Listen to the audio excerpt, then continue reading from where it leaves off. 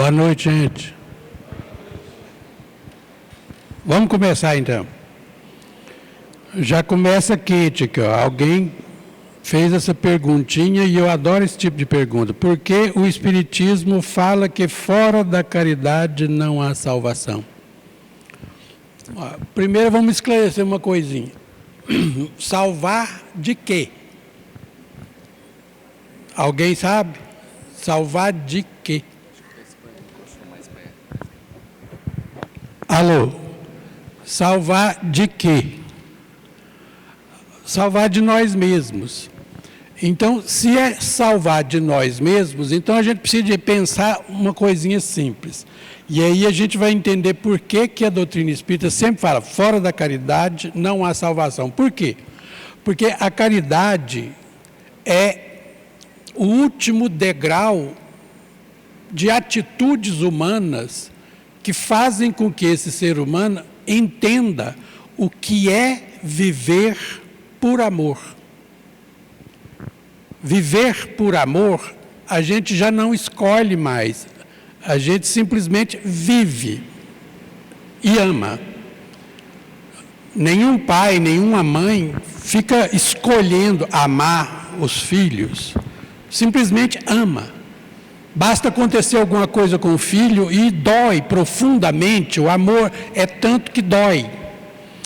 É de tal forma que qualquer coisa que aconteça com um dos nossos filhos, a gente quer trocar, a gente quer ficar no lugar do filho e às vezes a gente tenta barganhar com Deus. Oh Deus, tira o mal daquele menino, põe em mim. Eu carrego mais fácil. É aí que está o X da questão. O amor, quem ama, age por amor, já não tem mais escolha. Por quê? Porque o amor, ele simplesmente chega, invade e quem ama não tem como lutar contra. Apenas ama. É por isso que às vezes você chega perto da pessoa e fala assim, gente, mas aquilo não vale comer que come. Por que você ama ele? Mas eu amo. Não tem justificativa, apenas ama. E aí a caridade, a generosidade é a maneira que a gente escolhe viver imitando mais proximamente possível de quem vive por amor. Então aqui, ó, é o último degrau. Então, quando a gente chega na caridade, quando a gente aprende a fazer a caridade, quando a gente se sente bem fazendo a caridade, esse é o salvar-se. A gente se salva por quê? Porque a gente está a um degrau do amor. A caridade é o amor exercitado na ação escolhida, optada. O livre-arbítrio ainda está presente. Jesus agiu por amor. Tanto é que não se perguntava para ele por que ele estava agindo daquela maneira. Ele simplesmente agia e amava todos. Quem lhe batia, quem fazia chacota, tudo, ele amava e agia por amor. Ele olhava para nós e trabalhava de advogado para nós quando a gente estava errando contra ele. Ainda virava para o pai e falava, pai, leve isso em consideração. Não, eles não sabem o que fazem. Ele trabalhava de advogado a nosso favor. Isso é amor. Amor incondicional. Como a gente ainda não consegue 24 horas por dia agir por amor, a gente se salva pela caridade, pela generosidade. A gente se salva pela solidariedade. A gente se salva exatamente seguindo essa rota. Quando a doutrina espírita coloca para nós fora da caridade não há salvação, é porque às vezes a gente ouviu no passado dizer-se que fora da igreja não há salvação, fora da ciência não há salvação, fora do conhecimento não há salvação. E aí, quando a gente fala fora da caridade não há salvação, serve para todo mundo, em qualquer situação, em qualquer religião, em qualquer sistema de conhecimento científico. Vale, porque aí você se salva.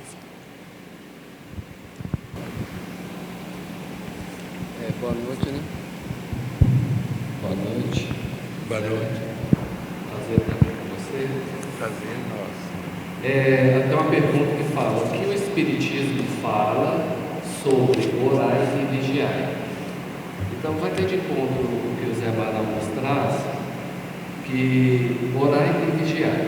Nós podemos pegar como exemplo o rádio, né? O rádio antigo, no qual você ficava ali procurando a estação e às vezes começava a sintonizar, às vezes saía do ar, aí quando vezes sintonizava, pegava uma rádio boa, ou às vezes pegava uma estação pirata que não era boa, e aí tinha ali uma música bacana, a outra não era tão assim. Então nós somos seres, né, encarnados, espíritos encarnados em corpos biológicos, os quais nós somos, em essência, energia, uma emanação energética, né? Um princípio inteligente. Dentro desse princípio inteligente que nos constitui, ele emana, ele representa aí o nosso estado evolutivo, que a gente vai falar que são as nossas vibrações, são as nossas emanações energéticas, o que aí a gente projeta. E orar e vigiar. Orar e vigiar. Orar é uma forma de, através de uma oração, nós tentarmos elevar os nossos pensamentos, ou seja, o pensamento é o botãozinho lá da sintonia que a gente está. Se você está com pensamentos negativos, você vai estar rodando e sintonizando para uma estação vibratória mais baixa. E ali você vai se conectar com aquela faixa vibratória e aquele nível de energia que vai entrar em conexão com você e você vai fluir para aquele nível de energia e aquele nível de energia vai fluir para você. A oração são as formas que nos são dadas para nós podermos mudar os nossos padrões de pensamentos, para, através das orações, nós tentarmos nos sintonizar com faixas vibratórias mais elevadas, menos densas. E aí nós tentarmos mudar o nosso fluxo vibratório e energético, tanto o que sai de nós para os outros, quanto também nós recebemos dos outros para nós. Vigiar. Nós estamos no mundo de provas e expiações. Nós estamos num mundo que a grande maioria dos espíritos aqui encarnados ainda são espíritos em estágios primários de evolução. Nós acabamos de sair de um mundo primitivo há pouco tempo. Em níveis de reencarnações, estamos agora no segundo ano, que é o mundo de provas e expiações.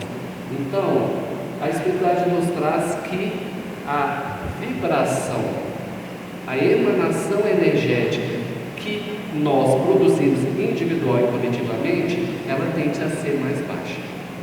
E cabe a nós tentarmos a todo momento, através da oração, da vigília, dos nossos atos, dos nossos pensamentos, em qual sintonia nós estamos nos conectando.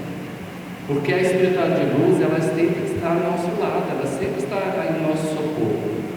Só que, muitas das vezes, nós que entramos numa emanação vibratória tão baixa, que nós não os percebemos e nós às vezes não conseguimos até receber as intervenções, as intuições, o amparo, mediante as dificuldades nossas na vida.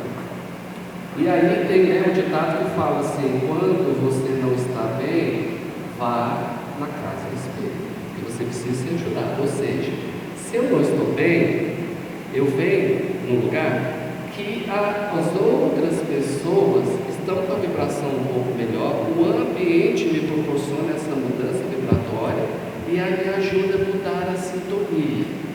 E aí o mesmo ditado fala assim: quando você está bem, você tem que ir lá na casa espírita. Por quê? Porque aí você que vai estar doando e ajudando quem está precisando. Então, orar e vigiar, nós temos que orar, que é sempre tentar manter as vibrações, a conexão com as faixas vibratórias superiores e vigiar também, até com relação aos encarnados com os quais nós temos contato. Quando nós não estivermos bem, a nossa vibração não estiver boa, Você já viu que vem na cabeça da gente uma imagem de alguém? Ai, que vontade de conversar com aquela pessoa, vontade de ver aquela pessoa, vontade de desabafar com aquela pessoa, não vem assim? Eu brinco, eu falo que nessa hora nós estamos sendo incluídos a quem que a gente vai evangelizar, porque é a pessoa que provavelmente consegue mudar os nossos padrões de pensamento e a nossa vibração. Mas é uma brincadeira, mas é lógico que ela também, quando ajuda o outro, ela também recebe.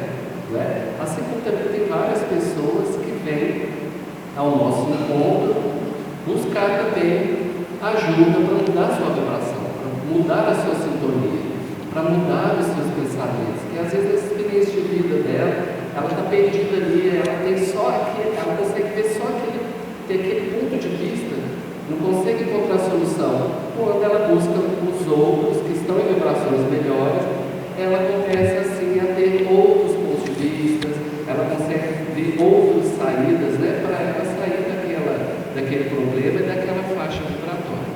E para terminar, a gente tem que sempre refletir que nós somos a média das 5 pessoas que nós temos mais contato na nossa vida. Isso eu deixo para vocês verem se a média de vocês é boa ou ruim. Eu estou tentando ter contato com o Zé para ver se tiram uns que não estão muito bons para a gente melhorar. Tem 2 perguntinhas aqui que pode casalar uma com a outra, quer ver? Qual a diferença entre espiritismo e espiritualismo? Essa é a base, né? Porque às vezes as pessoas estão chegando na doutrina espírita e aí elas começam a falar, eu não sei se eu falo se eu sou espírita ou se eu sou espiritualista. Qual a diferença? A pergunta é mais ou menos para a gente esclarecer. Olha, espiritualismo é uma filosofia que existiu a partir do momento em que se aceitava algo após a morte do corpo físico. Qualquer doutrina, qualquer maneira de conhecer a realidade, qualquer maneira de aceitar, que aceita que há alguma coisa que sobrevive ao corpo físico, é espiritualista. Por quê? Porque aceita um espírito após o corpo físico. Agora, espiritismo ou espírita é a nomenclatura que dá a partir do nascimento da doutrina espírita para diferenciar, porque toda doutrina que aceita algo sobrevive ao corpo é espiritualista. Mas nem toda doutrina espiritualista é espírita, pertence à maneira de conhecer do espiritismo. Então, o espiritismo é espiritualista? É. Então, o espiritismo é espiritualista, mas nem toda doutrina espiritualista é espírita. Porque a maneira de entender essa sobrevivência, a relação de sobrevivência do corpo, quando o corpo físico perece e a gente vai para o mundo espiritual, ou que é aqui mesmo, entender isso precisava de uma linguagem diferenciada, uma linguagem que pudesse representar a maneira específica que a doutrina espírita precisava para diferenciar das doutrinas espiritualistas. Aí então o nome espiritismo nasce junto com a doutrina espírita em 18 de abril de 1857. Tem data de nascimento. Esse verbete, espiritismo, só existe a partir de 18 de abril de 1857. Se alguém citar espiritismo antes dessa data, é algum erro de tradução. Porque antes dessa data existia espiritualismo, porque ainda não existia a palavra espiritismo. Espiritismo surge com a doutrina espírita. Então, é a mesma coisa, mas só que com diferenças específicas de representação. A doutrina espírita, o espiritismo é espiritualista. Todas as outras doutrinas que aceitam que algo sobrevive ao corpo são espiritualistas, mas nem todas são espiritismo, nem todas são espíritas. Eu acho que deu para entender. A outra que encaixa é qual a diferença entre espírito e alma. Ó, essa é boa. Espírito é quando a gente está fora do corpo. Na hora que a gente entra no corpo, numa encarnação, a gente se torna alma. Por quê? Alma é ânima, animado, aquilo que anima o corpo material. Então, alma é quando a gente está encarnado. Quando a gente desencarna, a gente volta à condição de espírito. É a mesma coisa, mas só que um está vestido com um macacão de serviço, o outro está sem o macacão de serviço no mundo espiritual. Eu acho que desenhei bastante. Como o Espiritismo vê as aflições que passamos em nossa vida. Só nós remetemos ao livro Céu e Inferno e entendemos, né, que céu e inferno é um estado de consciência. Nós fomos criados à imagem e semelhança do Criador, que nos deu a oportunidade de evoluir e esclarecermos nós mesmos e chegarmos, né, à evolução maior. A nós é dado todas as condições de evoluirmos, de aprendermos e experimentarmos. Para isso, nós sempre fazemos, né, um paralelo com a própria escola aqui do plano terreno. Tem desde as crianças que estão lá no jardim, né, no prézinho, tem as crianças do primeiro ano, segundo, tem os que estão, né, nesse passo, no médio, tem a universidade, depois da universidade você tem a mestrado, doutorado, pós-doutorado, para chegar a níveis cada vez mais elevados de conhecimento. Mas, para isso, nós precisamos de ir lá no início. E aí nos é dado todas as oportunidades, os instrumentos para aprendermos, para praticarmos. Em detrimento disso, né, não se é esperado de nós perfeição, porque somos seres em estado de evolução. Isso é uma questão interessante, até porque, mediante as questões das nossas vidas, as aflições, os erros que cometemos, muitas das vezes nós somos pegos, né, pensando, nos questionando, nos julgando em detrimento das nossas falhas, como se nós tivéssemos que ser já seres perfeitos e que não viéssemos a errar. E a espiritualidade ela aponta que o problema não é o erro, nós errarmos, nós estamos em estado de experimentação, de vivência, de aprendizado, como nas escolas aqui no plano terreno que nós estudamos a ciência terrena. E a questão maior, o problema não é errar, é o que nós fazemos com os erros e o que nós aprendemos deles. E se nós conseguimos superá-los, e isso é o estado de evolução.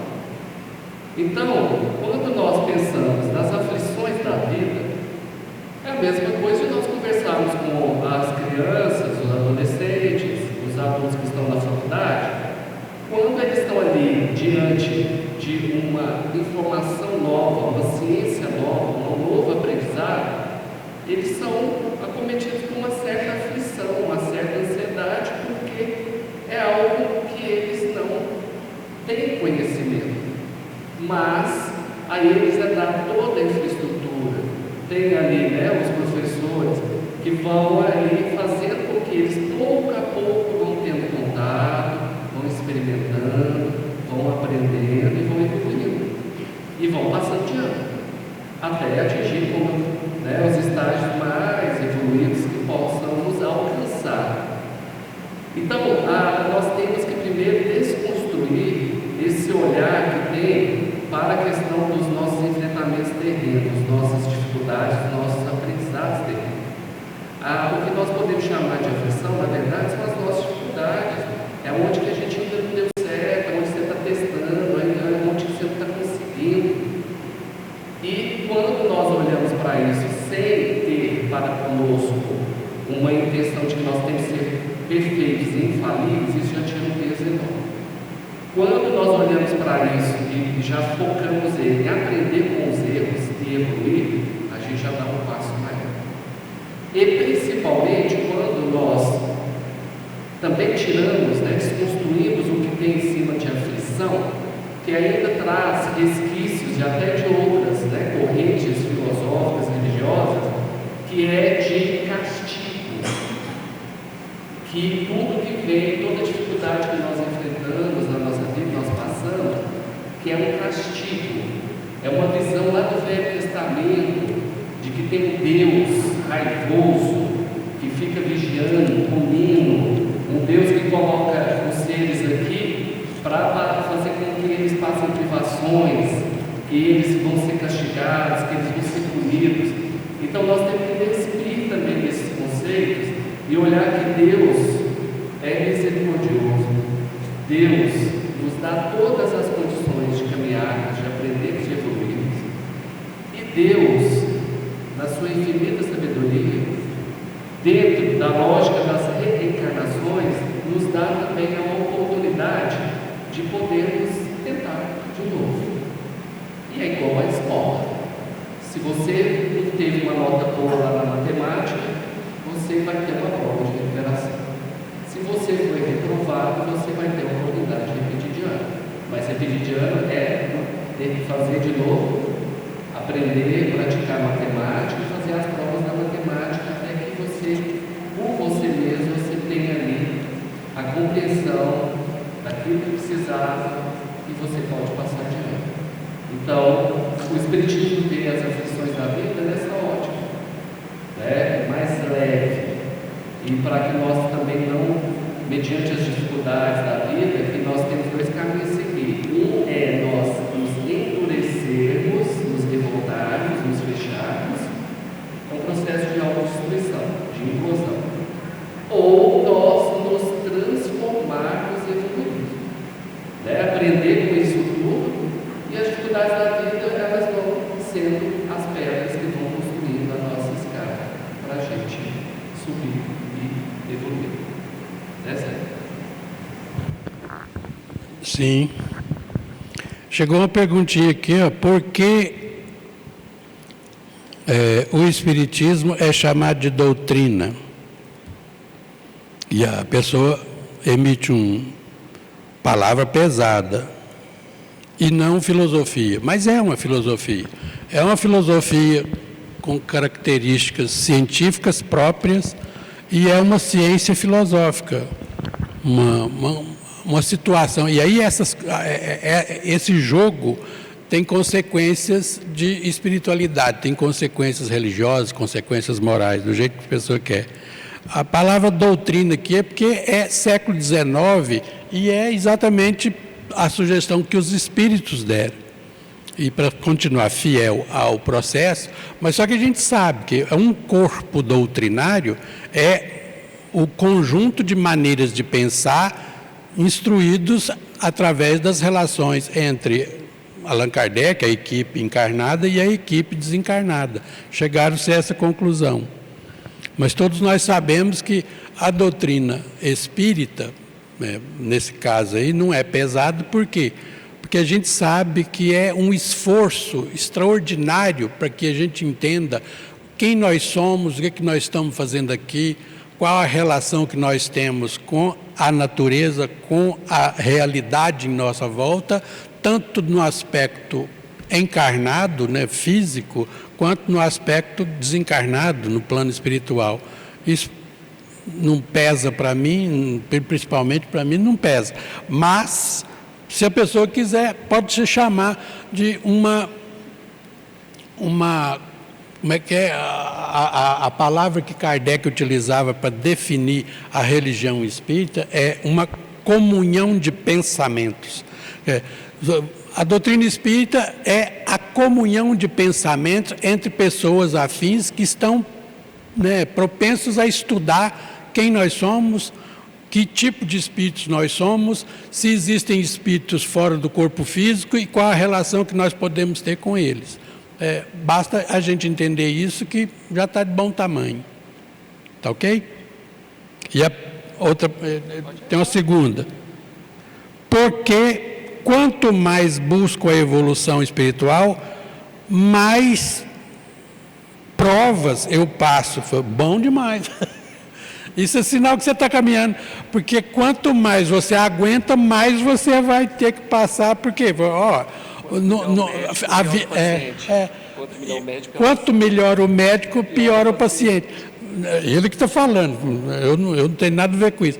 A questão é, a partir do momento em que você dá conta de superar um determinado obstáculo, ó, você tem já, né, experiência para superar novos obstáculos. E se você não supera, a vida vai ficando um tédio. Imagina se você é capaz de superar um obstáculo extraordinário, mas você fica acomodado, sentado no sofá.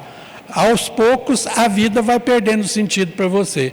Então, a gente tem que procurar os desafios, né? As provas vêm de acordo com a nossa capacidade de observar, aprender e superar.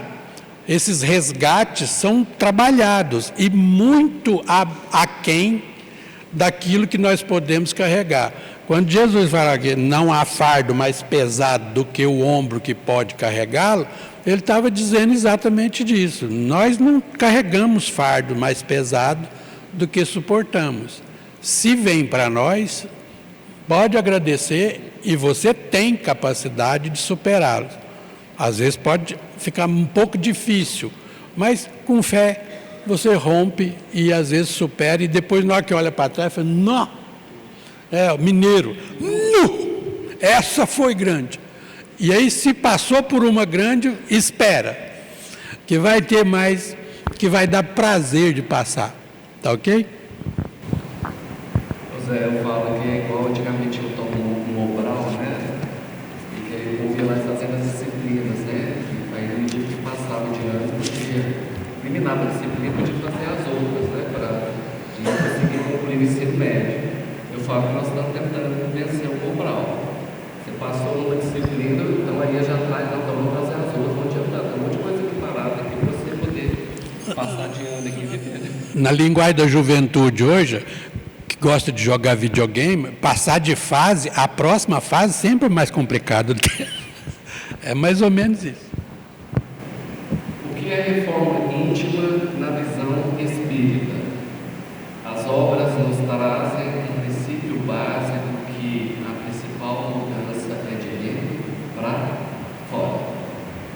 Não adianta nós ficarmos buscando fora as razões, os motivos, aquilo que nós precisamos.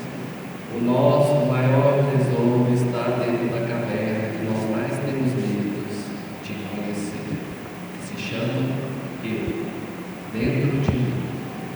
Então, dentro do Espiritismo, do Kardecismo, sempre é colocada a questão da reforma íntima, que vai de encontro também lá no Evangelho segundo o Espiritismo, né, que tem conheça-te a ti mesmo. É a verdade te libertarás. Ou seja, por mais que nós fujamos dos nossos esqueletos, dos nossos demônios, são um enfrentamento, um conhecimento deles que nos leva lá à nossa evolução. Então, a reforma íntima, ela vem para que nós possamos refletir sobre quais são os nossos defeitos, as nossas dificuldades e também as nossas qualidades, para que nós possamos no dia a dia trabalhar o fortalecimento das qualidades e tentar pouco a pouco corrigir os nossos defeitos e vencer as nossas dificuldades. Então tem as obras, né, tem o Espiritismo, tem a prática da caridade, sempre nos levando a olhar para dentro de nós mesmos. Eu gosto de usar o exemplo da lagarta. Nós somos lagartas feias, que também estamos num casulo. Entrar nesse casulo é emergir dentro de nós mesmos, para que a partir daí nós possamos sofrer a transmutação, a transformação e conseguirmos, quiçá, virarmos borboletas. Né? Porque infelizmente temos iniciamos uma borboleta feia pra caramba, né? Então eu falo que o processo não adiantou muito. Então a reforma íntima é esse processo de autoconhecimento, que acontece muito na doutrina espírita, as pessoas veem, tem outra fala também que a espiritualidade sempre traz, que é que na vida você tem duas formas de aprender, que é pelo amor ou pela dor. A grande maioria de nós procuramos ajuda quando tem dor, porque quando tem amor a gente nem lembra de nada, né? Aí a grande maioria chega, né? Porque nós estamos falando do espiritismo, pela dor, buscando uma resposta, buscando uma compreensão sobre o que nós acabamos de dizer, que as aflições da vida, a razão da vida. O que eu costumo dizer também é que se você está aqui hoje é porque o que você está tendo lá fora não está sendo suficiente. A sua vida pode estar até boa lá fora, mas por que quando a vida da gente está boa, e vamos falar também de quando não tem sofrimento, nós estamos com tudo organizado, a gente é pego por um pensamento de um vazio, uma indagação que fala assim: será que esta vida é só isso mesmo? É só nós termos nascido, crescer, trabalhar, conquistar as coisas, viver alguns momentos? Será que é só isso mesmo? Se a resposta for sim, nenhum de vocês estaria aqui dentro. Provavelmente a resposta foi não. Porque se está buscando uma razão, uma compreensão para algo maior, para a razão dessa existência, ela vai te contar naturalmente. É a razão da sua existência, a razão da existência da humanidade, a razão da existência desse mundo, desse universo. Por que disso tudo? E aí a gente vai vendo que é pelo amor ou pela dor que se busca. E aí as pessoas chegam buscando respostas prontas. Nos acolhimentos fraternos, as pessoas já chegam e te entregam direitinho: olha, estou passando por isso, o que você vai me falar para resolver? Isso quando já não traz encomendado para falar assim: pergunta a espiritualidade aí o que eu preciso fazer para resolver. A resposta que sempre vem é muito básica e as pessoas não ficam felizes, porque a resposta que vem é: se você quer um resultado diferente, faça coisas diferentes. E principalmente que é quando você muda, a sua vida muda. Toda mudança vai partir de você mesmo. Então é de dentro para fora. E aí ele vem trazendo a reforma íntima. Mediante os problemas, dificuldades da vida, nós somos muito vitimistas, né? Nós nos colocamos assim de: coitado de mim, eu sou tão bom, por que eu estou passando isso? Por que o fulano faz isso comigo? Por que eu não consigo isso? Não é assim que a gente vive? A gente tem que mudar o pensamento também, que é o que a espiritualidade sinaliza. Ela sinaliza que o que isso que você está passando tem para te ensinar? O que você precisa aprender com isso? O que isso tem que te fazer para melhorar e evoluir? E para finalizar, fala da espiritualidade. Toda prova termina quando o aprendizado dela foi alcançado. Se a aprovação está continuando, é porque você está dando a pensar. Não aprendeu ainda. Só que aprender faz assim: resolve. Já conquistou o que ela precisava, né? Como é feita uma sessão espírita? O que acontece lá? É bom. A maioria das pessoas para a gente na rua para perguntar: você que mexe com essas coisas, olha a mão, ainda faz assim com a mão ainda. Gente, aí eu olho para um lado, olho para o outro: o que você quer saber? Não é secreto, não é segredo. Qualquer pessoa pode ser um ajudante, uma pessoa de boa vontade que vai ajudar nas sessões espíritas.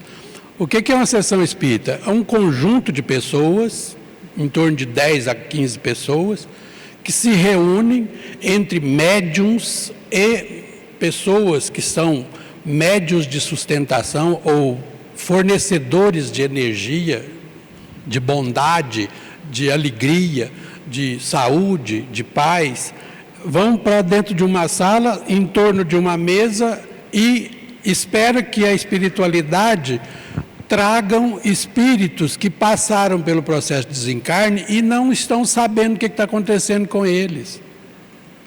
A maioria absoluta das sessões espíritas é para ajudar esses espíritos que não têm noção do que está acontecendo com eles, como eles não conseguem enxergar os espíritos que estão convivendo com ele não sabe explicar também o que está acontecendo com ele. Então, os amigos espirituais conduzem esses espíritos através de energias vibratórias, aí eles chegam nas sessões espíritas, os médiuns permitem que eles se acoplem no seu campo vibratório e os médiuns dizem para eles o que é que está acontecendo com ele. O meu filho, você desencarnou, o que está acontecendo com você agora é assim, assim, assado.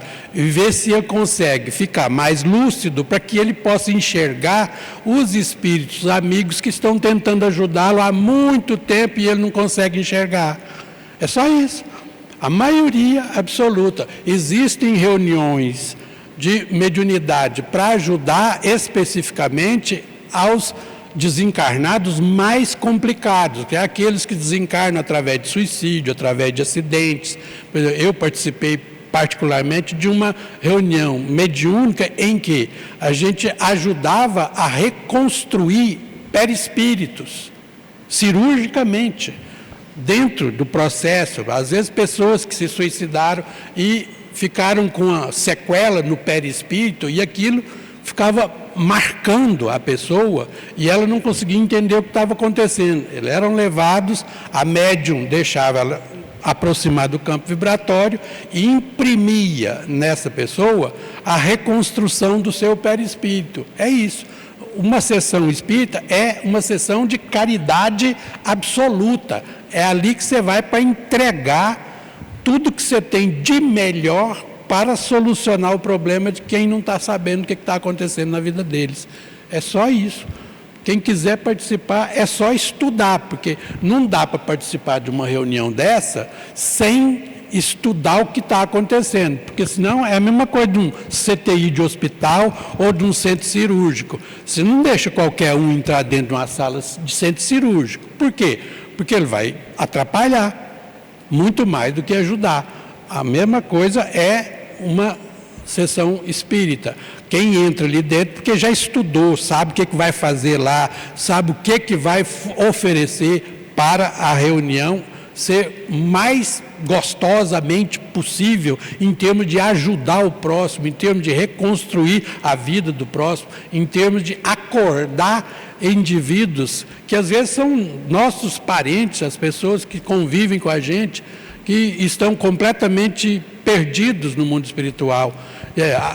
O exemplo é o André Luiz. O André Luiz, quem já leu as obras do André Luiz, ele ficou 8 anos no mundo espiritual sem saber o que estava acontecendo com ele, perdido, completamente perdido, bebendo água de esgoto, porque ele achava que onde é que está tudo? Até que um dia ele lembra da mãe dele e faz uma prece, o Pai Nosso, ele ora o Pai Nosso, com a mentalidade dele para a mãe dele, e a mãe dele tentando ajudá-lo, a mãe dele colocava pessoas para ajudá-lo, mas ele não conseguia enxergar.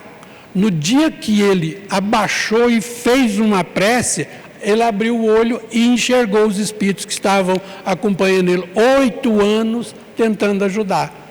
Uma sessão espírita é isso que acontece.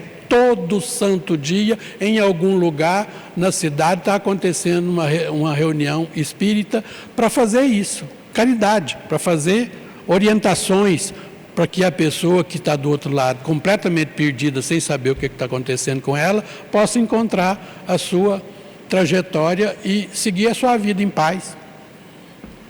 E também dos encarnados, né, Zé? Tem reuniões de cura. Tudo. Tem várias especialidades. Sim, que aí é para os encarnados. Porque a diferença nossa dos espíritos encarnados é que nós estamos encarnados. Então nós temos espíritos sofredores encarnados também, que vão para as reuniões mediúnicas para serem tratados também. Isso. Né? A gente inverte a chave um pouquinho ali. Não, tem especialidades, por exemplo, reuniões que são especialidades para desligar a influência negativa de algum espírito sobre alguma pessoa. Isso a gente chama de desobsessão, ou reunião de orientação, ou reunião de apaziguamento entre as partes.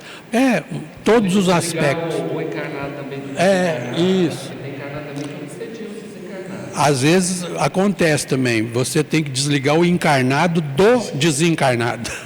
Ou encarnado do encarnado também. E também, O obsediou também. o outro. Então, Tem a gosto do consumidor, tem. Fale sobre a fala de Jesus, dai a outra face. Para nós entendermos dar a outra face, primeiro temos que desconstruir um entendimento que é o seguinte: tem pessoas que pensam assim, se está numa situação de outras pessoas, ou uma pessoa está sofrendo violência física, violência psicológica, violência financeira, violência patrimonial. Hoje nós temos diferentes tipos de violência: violência moral, violência sexual. Nós temos que primeiro desconstruir uma questão que às vezes surge até no espiritismo, que é errônea, de que às vezes algumas pessoas chegam falando assim: eu preciso passar por isso, eu preciso suportar, porque isso é minha provação. Aí a espiritualidade fala assim: não é bem assim. Você pode até ter alinhado o seu plano encarnatório, de vir com aquela pessoa, para vocês dois terem contato, enfrentarem as dificuldades, você ajudá-la a corrigir os defeitos e evoluir, ela também te ajudar. Mas se, enquanto está aqui, a coisa começa a fugir do prumo, do equilíbrio, e o outro não consegue perceber os atos, e ele começa num comportamento de violência contínua, você se torna responsável por isso. Aí o povo fala assim: mas eu sofri violência e ainda vou ser responsável pela violência que eu sofri? Vai. Eu gosto de contar um casinho que tem lá em Reportagem Além Túmulo, que é uma obra espírita psicografada, que são várias passagens de vários casos de espíritos, pessoas que relatam as suas encarnações e o que aconteceu ao desencarnar. Uma mulher passou a encarnação dela inteira suportando o marido que era alcoólatra, que chegava em casa, quebrava tudo e batia nela. Aí para ela tinha assim: é minha aprovação, eu tenho que suportar isso. É minha aprovação, eu tenho que suportar isso. Desencarnou, está lá no plano espiritual. Aí eu falo que essa hora, eu acho que é a pior hora, quando ele chega para você e fala assim: Zé, chegou alguém aí para você. Aí você vai falar assim: quem será que está chegando, né? Ela olha para o lado, quem estava lá? O marido. Aí ela ficou revoltada: como assim? O homem fez sofrer a vida inteira, fez tudo lá e está aqui junto comigo? Aí a espiritualidade estava lá intervindo e falou: sim, mas como assim? Eu o suportei. Exatamente por isso. Você o suportou. Você não colocou limites. Você não fez com que ele mudasse o comportamento. Você não tomou atitudes para te preservar, te respeitar, porque a sua mudança provoca mudança no outro. Então, você foi conivente. Ele não teve nem a oportunidade, no nível de evolução que ele está, de perceber que ele estava errando e de querer mudar, porque você somente suportou e foi copartícipe, né? Você foi fazendo a manutenção dos desvios dele. Então, tapinha nas costas, vamos ali, porque nós vamos ter que conversar, porque vocês vão ter que cantar para descer, né? Ver se tem uma nova oportunidade. É um exemplo para a gente entender o seguinte: dar a outra face não é ficar nessa situação de ficar sujeitando os erros do outro, de ficar sofrendo violências do outro das diferentes formas e você não mudar, você não colocar limites, você não mostrar para o outro que ele está errando e dar a oportunidade dele perceber o erro e querer mudar. Se ele não quiser, aí é dele. Ele faz com o que é dele, que é dele. Mas o que você faz com o que é seu, é seu. E, no geral, para a gente entender da outra face, é entendermos que nós estamos nesse plano que é chamado de provas e expiações, não estamos todos no mesmo nível de evolução. Na psicologia fala até assim, capacidade subjetiva. Os outros, tem gente que não consegue, ainda não está. Vamos dar o exemplo da escada, dos degraus da escada. Se você está num degrauzinho acima, o que está abaixo, ele não tem condições ainda evolutivas de entender ou perceber o que ele está fazendo. Se você tem, pega seu banquinho e saia de mansinho. Cabe a você. Que é a mesma coisa que eu uso como exemplo. Uma criança chegar aqui e começar a fazer língua para a gente, eu vou achar engraçado, porque eu estou num nível de maturidade, de conhecimento muito maior do que o dela, e para ela aquilo é a pior ofensa que ela está fazendo na vida para mim. E para mim, eu achei engraçado. Eu sei que é dela, eu sei que ela ainda tem muito a aprender, não é assim? Então nós entendemos que a gente vai aliviando, né, essa carga, e também a gente vai percebendo o nosso lugar e colocando os limites também, porque se a gente não colocar, os que estão abaixo vêm e passa por cima da gente, né? Então dar a outra face é entender isso, não é ficar lá sofrendo porrada, não é achando que está sendo a materialista ocultar, com todo perdão, não é? Aí são dois aspectos que a gente tem que equilibrar entre um e outro. Nelson Mandela, quando saiu da prisão, eles pensavam que ele ia fazer retaliações. Aí a frase que eu me lembro mais ou menos era: se a gente continuar olho por olho, dente por dente, nós vamos ser uma nação de cegos e banguelas. A questão é o equilíbrio, o bom senso entre oferecer a outra face. Jesus dizia, a partir do momento em que, se você recalcitra diante de um processo de ofensa, você não vai resolver o problema nunca.